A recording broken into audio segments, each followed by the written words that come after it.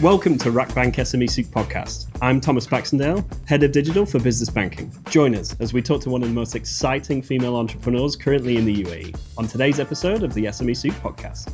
Today we're joined by a trailblazer in the region's homegrown food and beverage scene, Erika Doyle, founder of DrinkDry, the UAE's first premium non-alcoholic drinks marketplace. Erika turned a personal vision into a pioneering business, reshaping how the Gulf approaches mindful drinking with style, grit, and purpose. Welcome. Thank you. How are you? I'm great. Thank you for having me. And with movie magic, we are now in our new studio. I know. HQ. Congratulations. This looks fab. What brought you here? What made you make the decision to come to the UAE? You know, I don't think my story in terms of how I end up here is very unusual. I've heard many people have a similar story in terms of somebody's job, or they came here for 2 years and they were going to go back. And, you know, whenever I tell my story, I see a lot of like nodding heads in the room. So I came to Dubai 6 years ago, technically. I've been visiting Dubai for probably over 10 years because my husband had a business here. So we would come to Dubai, we knew Dubai, we had some friends here. But it's very different when you visit to when you actually physically move here, you know. And I think it's for the better. So we moved to Dubai 2019 for 2 years, like everybody else does. Of course. And then we were going to go back. Like everybody else. Like everybody else does. And 6 years in, we have no plans of going back. We bought a house, we've settled, our kids are in school. And for me personally, I ended up in Dubai through my husband's work and his career. And then when I started DrinkDry, probably only a year into us being here, then it became my reason to be here, you know. I think for me, home, it's where the family is. So if we took the family, home could be anywhere. Yeah. It could be Bali, it could be, anywhere. But I think once you have your professional why rooted somewhere, that also is very important. And when I started DrinkDry and we picked up momentum with it, and that really became my professional why.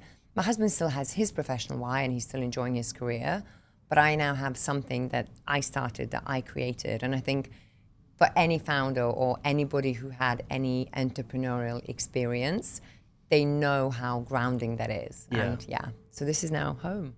Very nice. I mean, I think it's quite a common story now, you know, when you go out into the ecosystem of Dubai or Abu Dhabi, the UAE in general, and you speak to people and say, how did you get here? It's usually they've come with one person having a job already, or they're looking to get one. And then very quickly, the second bullet boots up. So it's very, very much a community vibe. Yeah. What was your experience like before DrinkDry? So what was your career up until that point?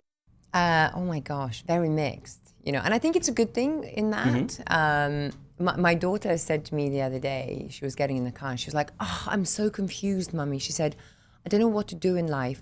I want to be a ballerina, but I also want to take over DrinkDry, and I want to do this and I want to do this." And She wants to take over the company? Yeah, she does. She totally does already.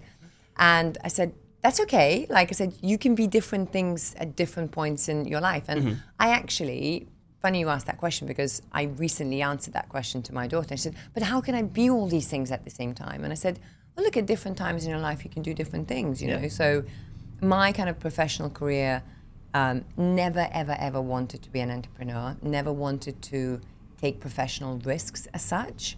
I was always happy my parents were always side hustling. So they always would have one stable job, whatever they were doing. So, good social securities, a salary at the end of the month, but then they were always side hustle.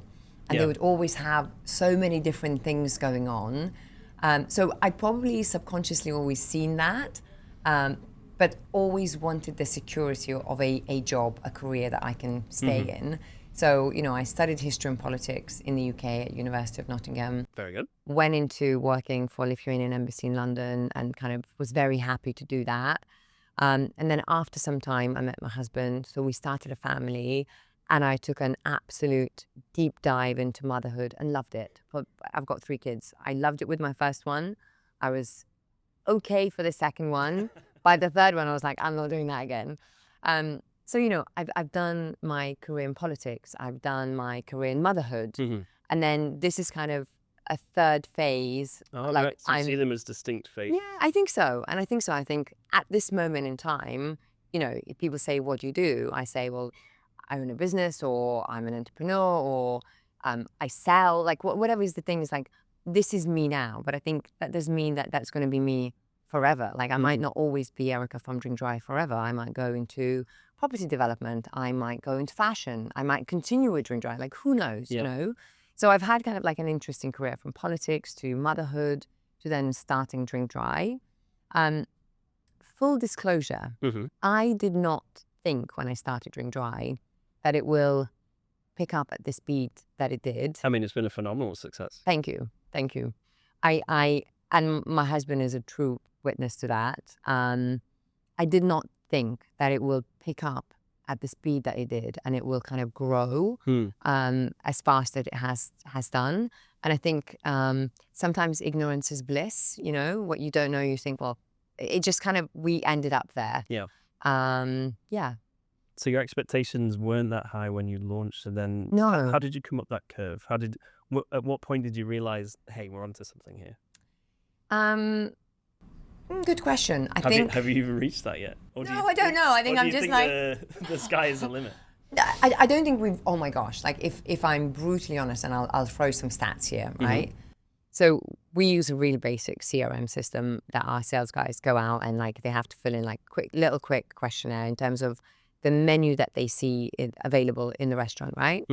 And over 90% of venues, hotels, restaurants, bars where they sell beverages in Dubai alone, over 90% still have traditional mocktail recipe. So they still don't have anything. The lime green tea or... Yeah. Yep. Or like a mojito that involves a sugar syrup, a lime and a mint. Like it doesn't have anything else to it, right?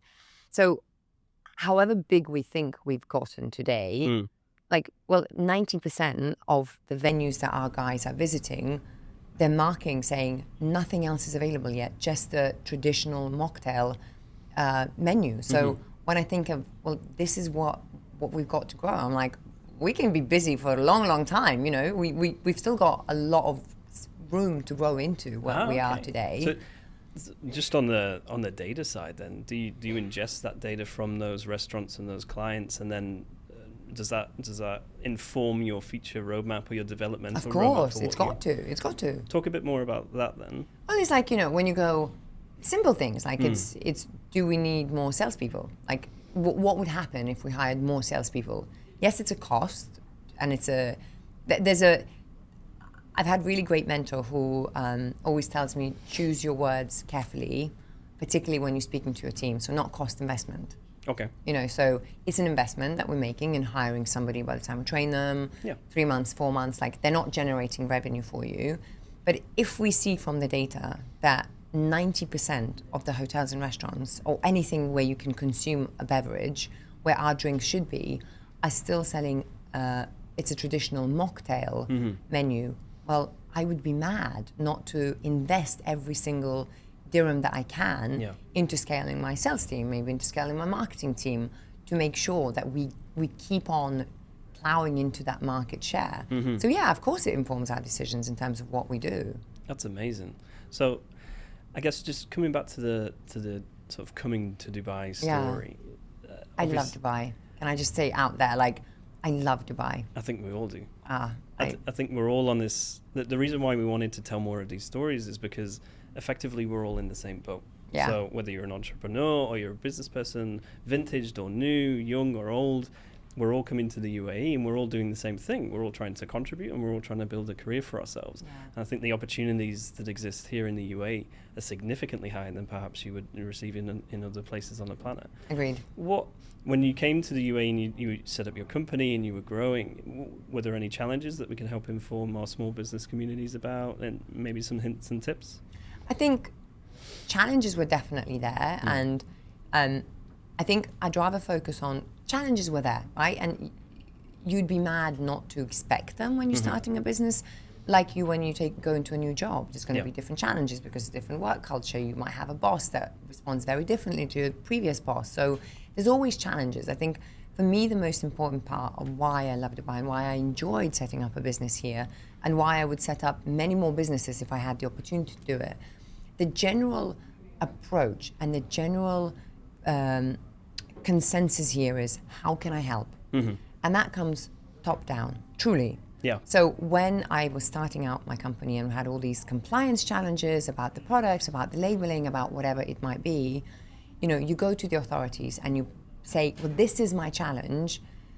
Instead of going, oh, the computer says no. Yeah. Like, the classic, the computer says no, I cannot help you. It's, how can I help you? Let's try and figure it out together, right? So that goes from the authorities to, and sometimes it's a problem that maybe they cannot help you with immediately. Yeah. But then they go, well, go and speak to so-and-so, or let us look into it. And sometimes it takes longer and you might get frustrated, but the general consensus is, how can I help? Once I kind of got over the hurdle of setting it up, the authorities, the trade license, the banking, for an SME, it's quite challenging to open a bank account. Once you get all of those logistical admin hurdles, and then you're going into the market, whether you're selling, whether you're trying to look for friendly faces, partnerships, collaborations, I also found the same. How can I help? Yeah. In general. And eventually you may go, well, we want to help each other, but there isn't really anything we can do. But it's okay. We shake hands and you part ways. And maybe some way down the line, you find a way to help each other, I want to share something. On Monday, so a few days ago, I attended a morning event where this UK platform called Celebrate Her, and it's a hospitality-based platform, really great initiative, really good kind of thought behind it. And this lady, Anna, who's the founder of the platform, and it was hosted at LPM in DIFC, really great prominent figures in F&B, which is kind of my space, hospitality, F&B, were there, and it was really great. We all had a croissant and coffee. And then Anna was presenting her platform, Celebrate Her, to us because she's wanting to launch in Dubai. Sure. And great, like it's much needed. It's the whole idea is how do you elevate females in hospitality and F&B space, right? And she ended her presentation, and she said, if anybody has any questions, go ahead. And I raised my hand, and so did probably at least 4 or 5 other ladies raise their hand. And she pointed to somebody and she said, go ahead. She didn't point at me, she went to somebody else. And the person said, how can we help? And I literally went, I was going to say the same thing. And the other ladies were like, oh my goodness, I was going to say the same thing. So when she opened the floor to questions, she meant about my platform, or all of the people in the room that were invitees, right, raised their hand and said, how can I help? So I feel like it's just, I have goosebumps just talking about this. When I was starting out, I genuinely felt like everyone is, how can I help? Whether people can help or not, it's a different question, but the attitude is there, how can I help? And I feel like it's almost like, it's a learned behavior, because I learned it as a fresh entrepreneur that wasn't an entrepreneur, like I made it up as I went along.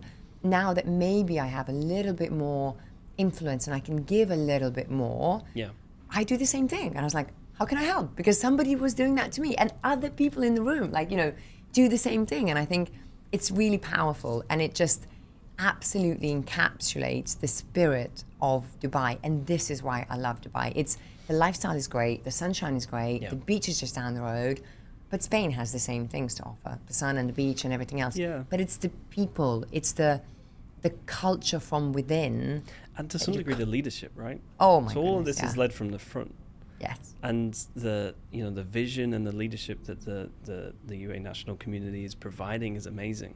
Accepting people into this country and basically providing an environment where anybody can thrive. And Truly. if you're open, if you're collaborative, if you're a pleasant person, if you're willing to help others and to put yourself and your product out there, you will have success. And it's strange to me that this same concept, which is so positive and so powerful, isn't necessarily the norm in other places in the world. And it's a very special place to be. Currently. Maybe it's because we are all new here, I think there's a real thing of paying it forward. When you come here, somebody will always advise you. Could be a mum from a neighbor or a mum from playground who will advise you who the best GP is, or they'll guide you to like where to buy things, or from your personal life to professional.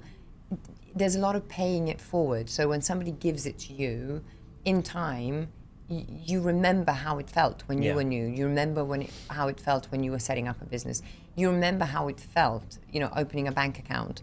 as a SME and like the challenges you had with the bank, and you go, oh, I know this, I can tell you what happened. So the bank said the same to me, and this was how we solved it. So you can learn from that. Don't go through that process, just jump straight to the solution, go, oh great, fantastic, let's do that. So there's a lot of paying forward, I feel, in this community. And very strong communities, right? So it's, you've got your local community where you probably live and your kids can go to school, and they're fairly new communities, so you're meeting everybody in there, in the business community, in the UAE community.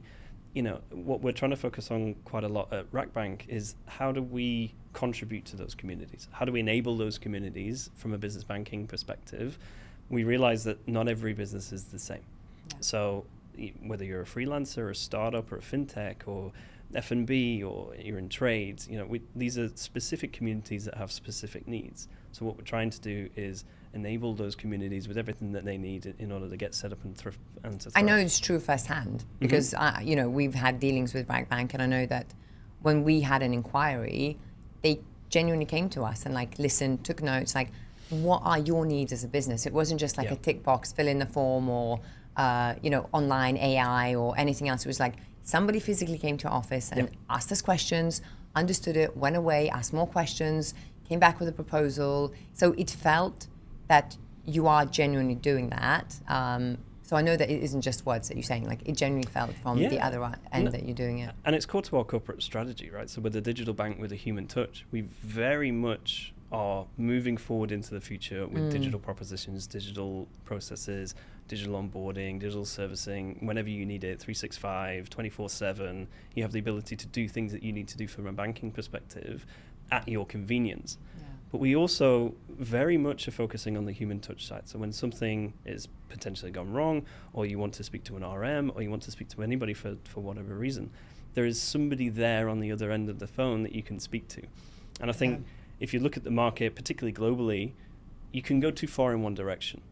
So I was having a conversation with a company back in the UK, and this particular bank had said, nobody has ever asked us for a chatbot, so we've never made one. And all they do is take the phone call of the customer.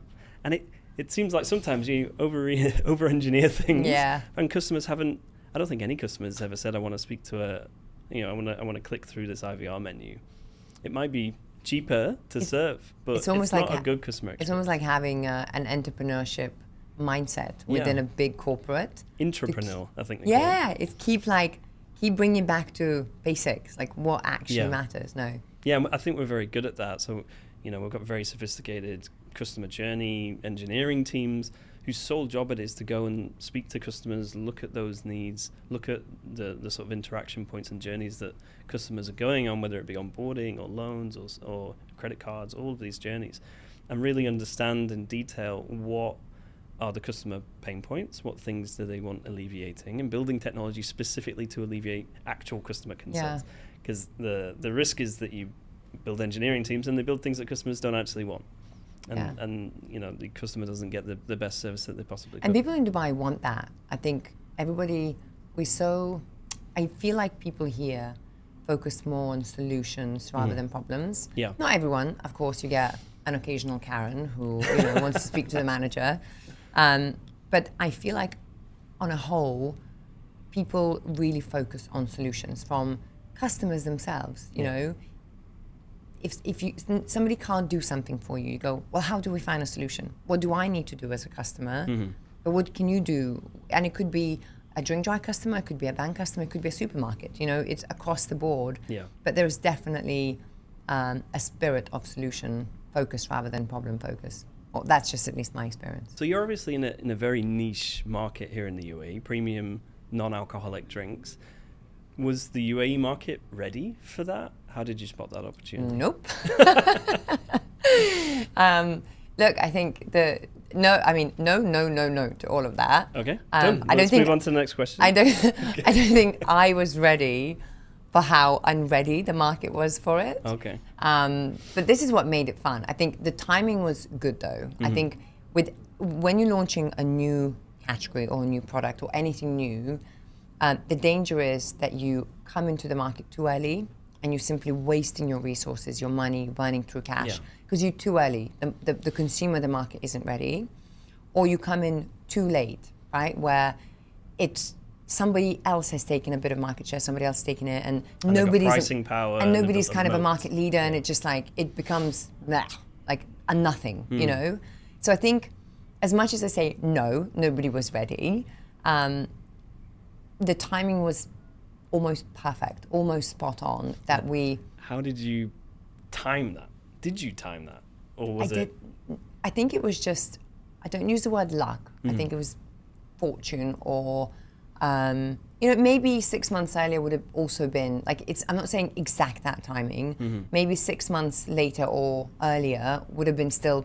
I would still say perfect time. Yeah. But it felt like when I launched it, February 2020, it was, COVID happened, which was very, very difficult for many people. Yeah, of course. Yet there were some, business-wise, there were some massive silver linings. E-commerce grew.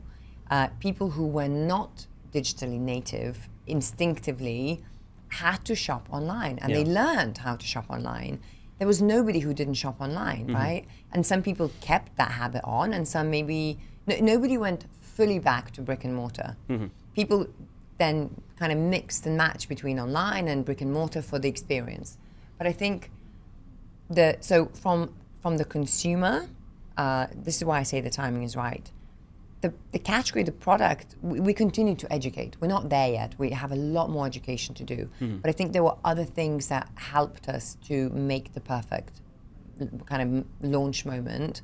So the consumer had to shop online. Tick, drinkdrystore.com, makes sense. People were shopping online.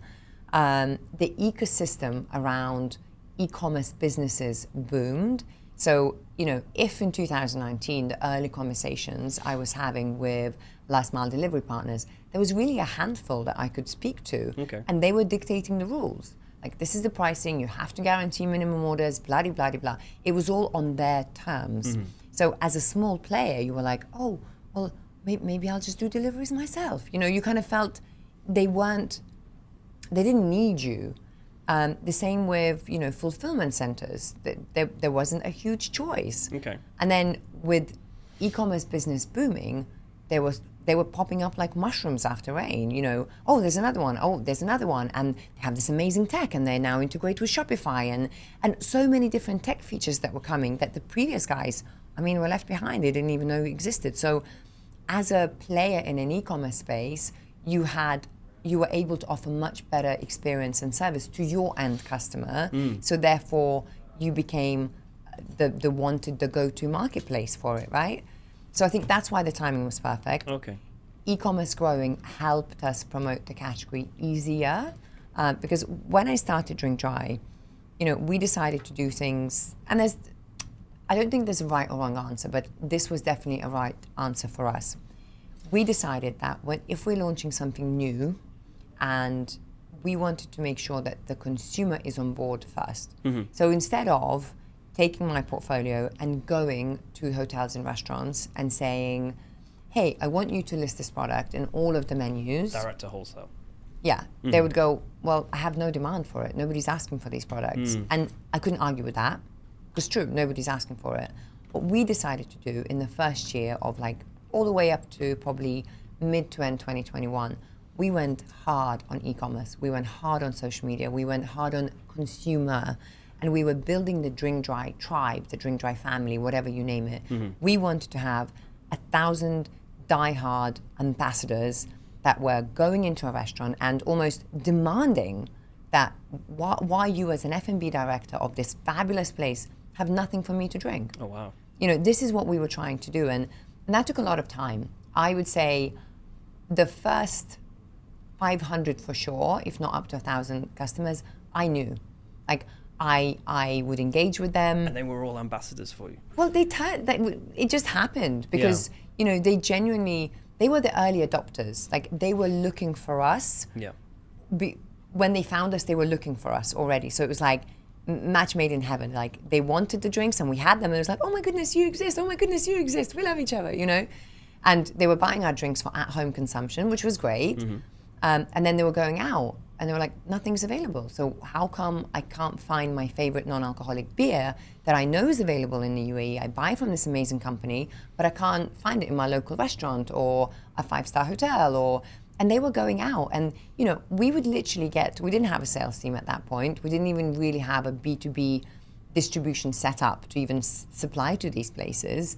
But we would get a business card. I would get a business card sent from Bob, and be like, hey, I'm just in Maison Matisse and Arabian Ranches, and I was, I made a scene and I complained that they don't have a non-alcoholic beer, and this is the business card of a manager. Can you send him your your product list or something like that? Oh, wow. And it was brilliant. They were doing the job for us, right? So by the time we went out into the B2B space and we did get the distribution channel set up. So when we were selling into it, we knew how we were going to deliver it. We knew the pricing. We knew all of that. They were listening to us because they already had a demand from the products, and it was, I think for us, it was the right strategy to do that. We grew the demand first and then we went after these customers, the B2B customers. I think had we done it the other way around, we wouldn't have got that groundswell. I don't think so. So that's a really powerful message for small businesses. I think one thing that small businesses that we speak to are struggling with is getting that first sort of groundswell like you've talked about. And they focus on digital marketing. We'll come back to that because you're quite a social media juggernaut.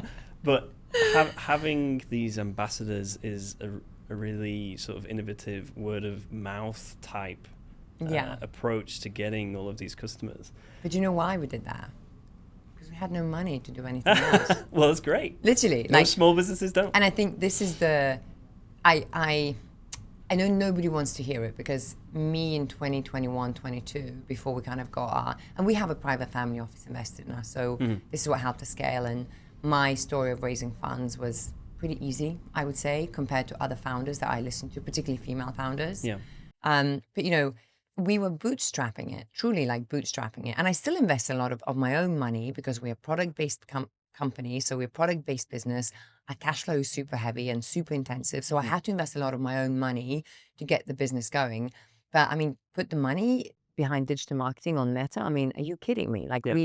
We just didn't have the money to do it. So we had to come up with different ways to do it. And I think, and this is what I probably wouldn't have wanted to hear it then. And I know that founders of small businesses don't like to hear it. But I think there's beauty in not having money when you start the business. There's a beauty in bootstrapping it. Because guerrilla marketing. Well, it is. It makes you be a bit more creative. The one thing that you don't put price on in the early days is your time, right? And it's fine. Now I don't work 18 hours like I used to in the first 2-3 years. And I used to put in insane amount of hours. I don't know how I didn't age 20 years because I didn't sleep for 3 years. But you don't put price on your time, so it feels like it's free, right? So when I say to you we had 500, 1,000 ambassadors out there in the market, I knew them by name. Yeah. I would invite them to my house for a swim play date if I found out that you had the same age kids as I did, because I really wanted to. It mattered to me. But that takes time, a lot of hours of communicating with these people and letting them feel your passion. I hosted a DrinkDry Christmas party in 2021 at Maison Matisse in Arabian Ranches, and 30 people turned up, and they were our customers, and I just bought them a couple of drinks, and they are still our customers. This guy, Matt, who's a partner at EY, was our customer, and then he nominated me 4 years later to be on their EY global platform for entrepreneurs. So he's not only a DrinkDry ambassador now, he's my ambassador. Yeah. He promotes me, But it takes a lot of time, and when you don't have unlimited funds for marketing or unlimited funds for do things, you come up with different ways to do things. And I think there's real beauty in that. And sometimes when companies raise too much money from the word go, they go with the easiest way. It's almost like, well, what's the playbook here, right? How do businesses build themselves? They do events, they hire ambassadors, they do this, and they throw money at it. Mm-hmm. And sometimes it works, but sometimes it doesn't. And then they're kind of shrugging the shoulders going, I don't know why it didn't work. We did all the right things. We spent the money on all the things we said we're going to do. And when you don't have the money, you have to think outside the box. You go, well, how am I going to make this work? And I think there's definitely beauty in that. Do you remember your first customer? Yeah. Are you able to share details? I do. So we launched our website, first paying customer. I'm sure I gifted products to people like before we launched the website, Sure. friends and family. So we launched the website on the 14th of December, 2020. And at that point, once we launched the website, we made it live and we made it shoppable, right? So people could physically buy. Again, we didn't have money for marketing. So you didn't do Google ads, no Facebook nothing. ads? We didn't have money. You just put it into the Nothing. into the ether. Like not a single dirham. We had nothing to do with anything. And so I think a day or later, so prior to that, I gifted a bottle of, so this is kind of goes back and forth, right? So a few weeks prior to us launching the website, I gifted a bottle of our best-selling today sparkling wine, non-alcoholic sparkling wine, to a friend of mine who is an interior designer. And she was kind of saying, Christmas is approaching, we're gonna do so much drinking, so much entertaining. And I said, yeah, there you go. There's a bottle of really nice non-alcoholic sparkling wine. Crack that open one day. Sure. And she kind of took it and she went, well, yeah, right, great. And I could see it. I was like, it's okay, I don't take it personally. And we make the website live. And just by chance, just by accident, she posts on, and at this point, I have no idea that this is happening. Okay.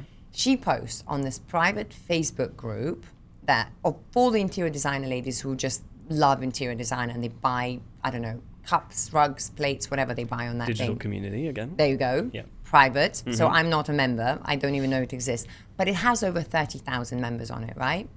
I think it's called Style Me Interiors. And she posts this picture to say, oh my goodness. Like, I was so skeptical when this lady, crazy lady Erika, gifted me this bottle. And, I just cracked it open tonight or whatever with my friend. And it's actually very good. It tastes like a really good dry Prosecco. And she continued to give her, just unscripted personal opinion of it. Sure. And she put our website in it. And by chance, we launched it 2 days earlier. So it was actually shoppable and live. So I'm sitting at home and I have Shopify app on my phone and it starts to ping. And I mean, it starts to ping one after another. Really? And I think in I don't know, in half an hour, we generated over 6,000 dirhams in sales, and average order value at that point, because we only had 2 products on the website, was like 120 dirhams. So a lot of people were buying it. We didn't really have a delivery sorted by that point. We were like, well, if somebody, You had to get in your car and deliver yourself. I did. Really? No, I did. I was joking. No, I genuinely did. And at this point, I was 6 months pregnant.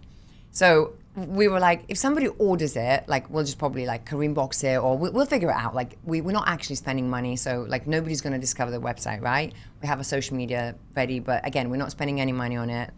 And all these orders start coming in, and I'm like, oh my goodness, what do I do now? So in a true entrepreneurial spirit, myself, my husband, my 19 or 20-year-old stepson, we all jump in our cars. We all go to the warehouse where we are warehousing. Sure. They fulfill the orders. We, like good van drivers, we load up our sleeves, we load it into our cars, and off we go. And I think that we had an order from Ras Al Khaimah, from some other kind of outside of Dubai. So my very kind stepson took the long journeys. So he delivered 120 dirham order to Ras Al Khaimah and back. Well, we had to, because somebody ordered it and we had to deliver it. So my first paying customer, so I took the first order, and it was a lady I think she was in either Moudon or Damac Hills, which wasn't too far away from my house. And so I took the order, my hands are shaking, I'm so nervous.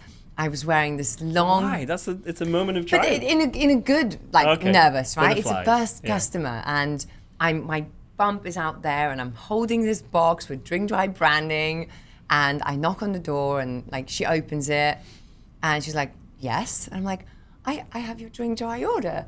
And she's like the one that I ordered this morning. I'm like, yeah. So I gave it to her. She's like, why? Who are you? Why are you delivering? And I had my hair done, and I looked quite glamorous, I think. And she was like, why are you delivering this? And I was like, well, you're the first customer. We haven't quite figured that out yet. Yeah, I didn't quite say that. I said, look, you're the first customer. And I genuinely, that moment is so vivid. And then she even called her husband and she was like, this is so cool. The lady who owns this business, she actually delivered it. And we ended up having a conversation. Obviously, she had kids and I was pregnant, so we continued talking about that. And do you know what happened after that? She shared a message in, I think it was Moodon WhatsApp group, because we then received orders from Moodon. The next day, we received, 10, 12 orders from Moodon alone. Wow. So this is how it all started. People just putting a lot of word of mouth. And, I'm sure my husband would have been also super pleasant and said, this is my wife's business. I'm making an order on her behalf. And he would have taken the time to speak to every single customer. Could we do it now? Absolutely not. Even if all 17 DrinkDry staff went out there and start delivering, we couldn't deliver it in a day, But that's how we had to start. And then the next person and the next person. And I would make sure that every single person, that once we delivered, I would send them a message, say, hi, my name is Erika. I'm the founder of DrinkDry. I know you received your first order. Thank you so much for buying from us. Please, please, please share your feedback. Do you love the drinks? Do you not? Did it arrive? Anything good, the bad. And I used to say the good, the bad, and the ugly. I genuinely want to know all of it. Yeah. And people would take the time to share. And sometimes they would say, I didn't enjoy this, or I didn't like this, or they'd say, I loved this, or, for example, we had white, and we still have white boxes with black DrinkDry writing. And somebody said, the products are quite expensive and it's a premium experience. And I had black finger marks on the boxes when it got delivered. And I was like, absolutely. So thank you for that feedback. Oh, wow. So the ink from the black was... Well, just the, the delivery drivers, naturally they're handling a lot of stuff, right? And the hands get dirty, and I get that. But they're picking up white boxes and they're giving it to customer, and it probably doesn't look great. So what I then did, I went out, I bought some kind of gloves for the guys to use, and when we were fulfilling our orders and we were giving it to the guys to deliver it, we would put a pair of gloves with each order. So we would say, keep that on the box, and before you making a DrinkDry delivery, please put the gloves on and deliver it to the customer. Wow. Had nobody said that to me, I would have never known. So, those early days, and I mean months of it, getting that feedback from customers and asking them and engaging with them was absolutely critical, because surveys are expensive. We didn't have the money to spend on anything other than asking people and getting feedback from them. And sort of indirectly by doing that, you're providing that personal touch to your service, which is amazing as well. Totally. And to this day, I have everybody save their name, their surname, and I put DD at the end, right? So I know they're DrinkDry customer.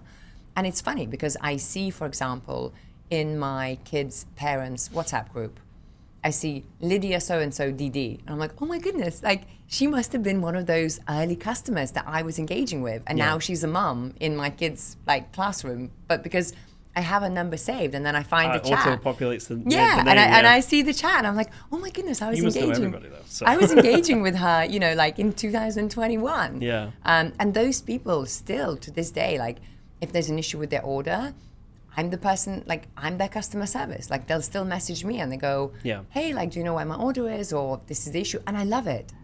This is I managed to keep my hands on the pulse, right? If we change our last mile delivery partner, or I don't need my team to tell me that something is wrong. I will know before my team will know. Because these people still care to this day. And they will go, just letting you know, somebody tried to deliver at 2 a.m. yesterday. And I'm like, thank you so much. And then we will know immediately when something is afoot or there's mistakes happening in fulfillment. 5 years in, we still have those ambassadors who care. That's such an amazing story. I know. I'm so happy. So, you are quite the prominent female entrepreneur and a social media juggernaut. We've just gone through International Women's Day. Obviously, it's really important in the region that we're promoting women into positions where they can thrive and they can contribute equally into the UAE ecosystem.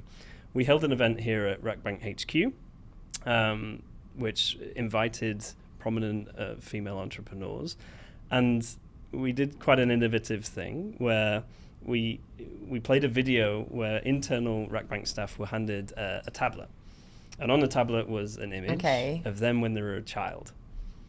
And what we did was that we had AI enhance that image so that the image started to talk back to the person. And all of these, What was the reaction from people? Well, there were tears and there were laughs, and it was a really great thing to see. If we were to give you a tablet with a talking image of Erika when she was younger, what would you say to her? Why does that question make everybody feel emotional? Please don't cry. I'll get in trouble. No. I think crying is good, by the way, and I do a lot of crying. What would I say? I think I would say just have the courage to do things, and I do think my childhood, it was a really good childhood. We didn't have too much money. We didn't have a lot of money, but my parents worked really, really hard, and I had a really happy upbringing in every single way. And I was always very encouraged as a child to take chances, to try to. I've tried every single sport under the sun, and I was the least sporty kid ever. Okay. Yet my parents kept on trying, and if I said I want to try something, I go, "You go, girl. You're definitely going to be a great tennis player. You're definitely going to be a good basketball player." And I was rubbish at everything. But they kept on encouraging me to do that. So I think I naturally had that courage to keep on trying things and never being scared of making a fool out of myself. Or, at the age of 7, I convinced myself that I can speak French. Okay. So I was speaking French. And people would come to the house, and I would just go blah, blah, blah, blah, in whatever made-up language, and I would be speaking French. And they would say, "What is wrong with her?" And Mom would be like, "She's speaking French. Can you not understand her?" I can understand her. She's speaking French. And this went on for the longest of time.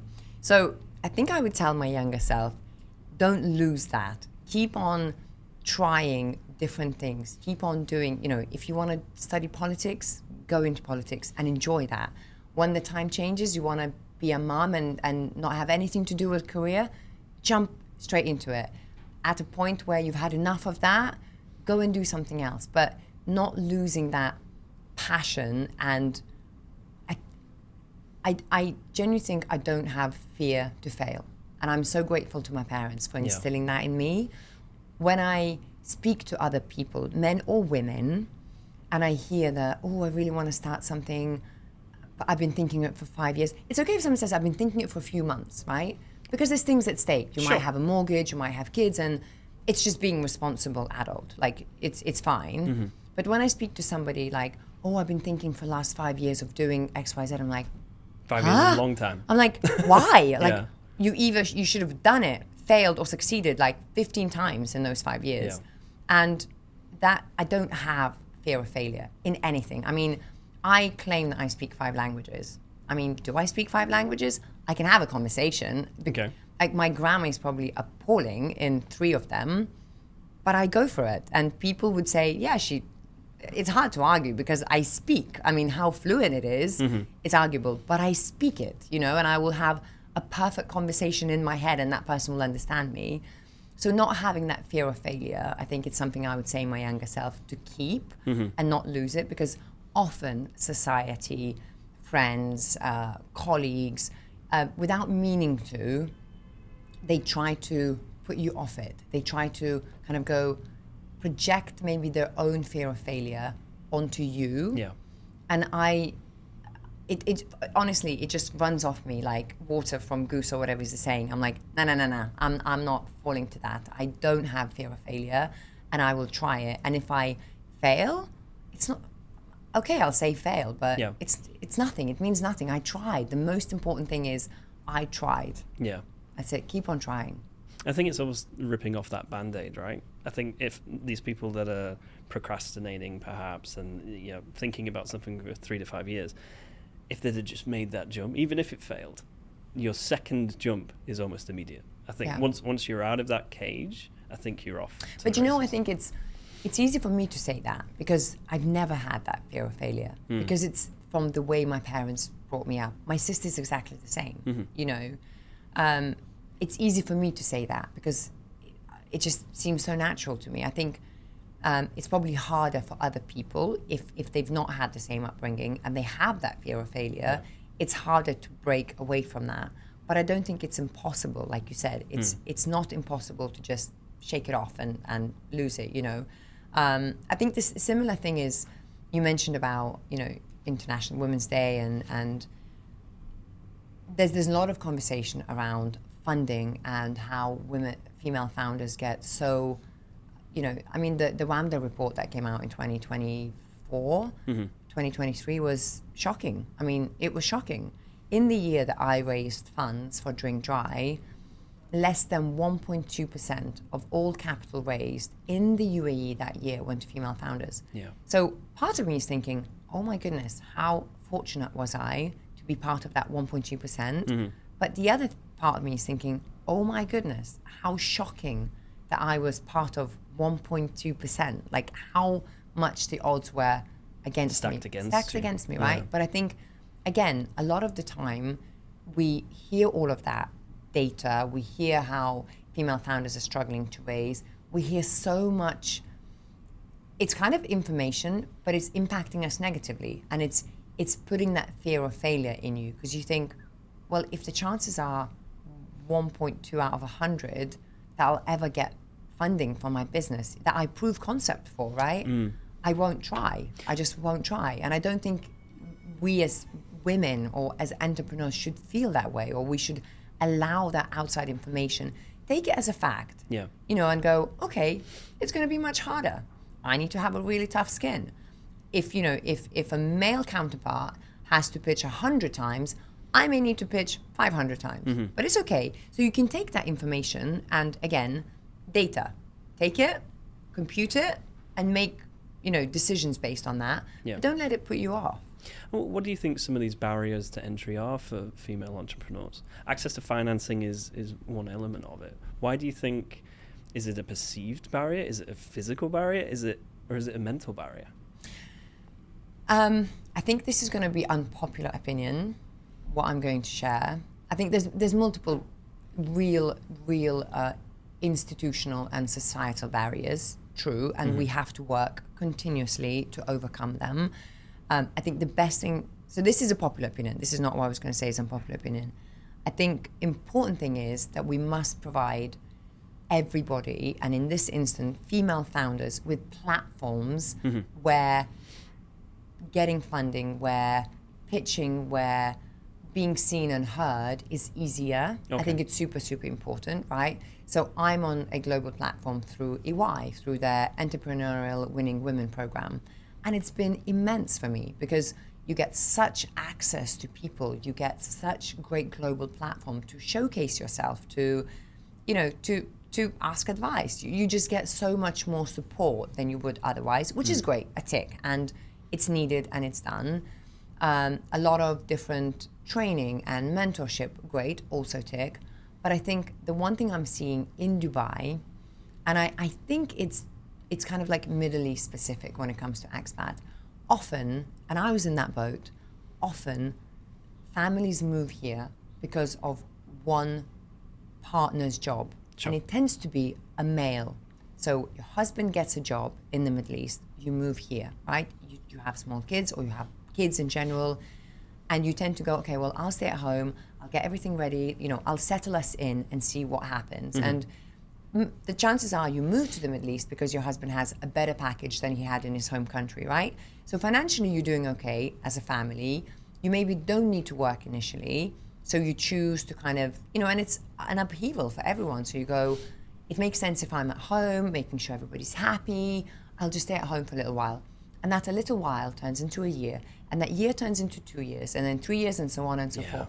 And then it becomes really difficult and challenging to come out of that. So I think, and I don't have a solution here. Like, this is just a latest realization that I had, I think, in the last 6 months, when I'm speaking to mums at school that have great ideas, when I'm speaking to just women everywhere, they have fantastic ideas, they have great business ideas, they have great consultancy business ideas, but they are stuck in this space where financially they don't need to work because as a family income, they're okay. And it almost turns their family life upside down. It becomes inconvenient to the spouse, to the children. It becomes inconvenient to themselves to go and work. And I think that's what's holding them back. So whether that's internal ourselves, whether there should be more support from people maybe like me who've been on the other side, and and it was difficult. Like, it was difficult. I had to miss bedtimes. I had to hire a nanny. I wasn't able to be with my kids. So it's uncomfortable for the family when two people go out to work, right?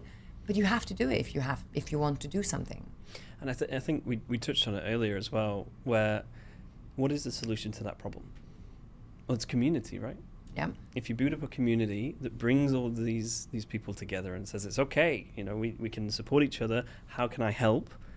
All of that is sort of thrive through the community, then people will prosper within it. Yes, agreed. And I think you do your part. What I do whenever I speak to somebody, particularly a woman, where I feel like she's in that space where she wants to do something, but she knows it's going to be inconvenient for the rest of the family. So this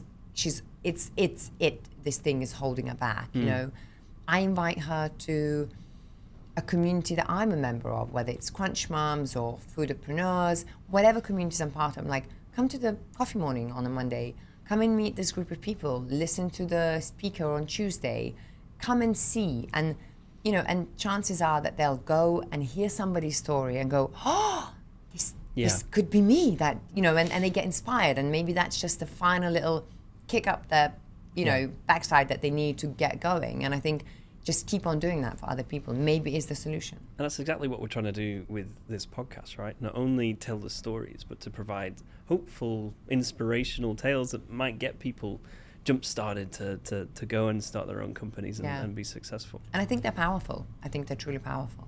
What is going to shape the future of business in the UAE? What's your prediction? Good one. Okay. Well, I have this feeling that what we are going to start seeing, maybe it's a hope, maybe it's a prediction, maybe it's a gut feeling, that what we're going to start seeing is concepts, businesses, ideas coming out of the Middle East to the West, to the rest of the world, right? So if you think, so far to date, everybody's been coming, all the talented, fabulous people have been coming to the UAE. We've been really welcomed, and people are coming with ideas, experiences, and we're building things here, right? Sometimes we're copying a bit because maybe we bring experience from our previous job, or we lived in a country where, I don't know, an Insta shop already with a different name existed somewhere, and somebody comes here and goes, well, why doesn't it exist here? I'm going to start it and I'm going to call it Insta shop, and voila, we have an amazing success story, right? It's a bit like DrinkDry. The idea of an e-com platform for non-alcoholic drinks already existed in other countries. So I didn't reinvent the wheel. I was like, oh, well, when I lived in the UK, there was the service called so-and-so and so, and I was ordering from them, and I really enjoyed the service. And when I moved here, nothing was available, so I'm going to set something else up, right? It's a land of opportunities. My prediction is that as UAE as a country matures and the businesses, the SMEs, the ideas mature here, we will start seeing an export of these ideas out. So if you look into hospitality, instead of having the Nobus, the Zoomers, the Sexy Fish coming into Dubai as a concept, we will start seeing O'Falley Brothers, 11 Woodfire, the homegrown concepts being franchised and exported out. So next time we're taking a stroll through, Cannes or Paris or London in the summer when we all go back, we'll see O'Falley Brothers in London somewhere, or we'll see, Vic's Chocolate is a great example of that. Already great a global example success, of that, right? But I think it's gonna transcend industries and different spaces. So F&B probably already happening. Technology, let's watch this space. Banking, digital space, what else have we got here in this fabulous country that was created here, made better, and we can actually share with other markets globally and take it to US, take it to, Far East, take it back to Europe and launch it there. So I think my prediction is that we will stop importing things, we'll stop buying in things for the UAE, that we'll start seeing a much greater export out of ideas and businesses and concepts. I hope. Inshallah. Well, I think that's all that we've got time for. Thank you so much for joining us. Pleasure. Thank you for asking all the right questions. Oh, thank you.